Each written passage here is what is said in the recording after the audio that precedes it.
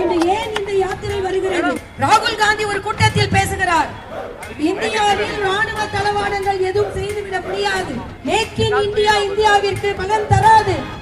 ஆனால் ராகுல் காந்தி அவர்களே, இன்று இந்த தீவிரவாத தாக்குதலில் பிரதானமான உபயோகப்படுத்தியது பாரத தேசத்திலும் இங்கே உற்பத்தியான ராணுவ தளவாடங்கள் என்பதை தெரிவித்துக் கொள்கிறோம்.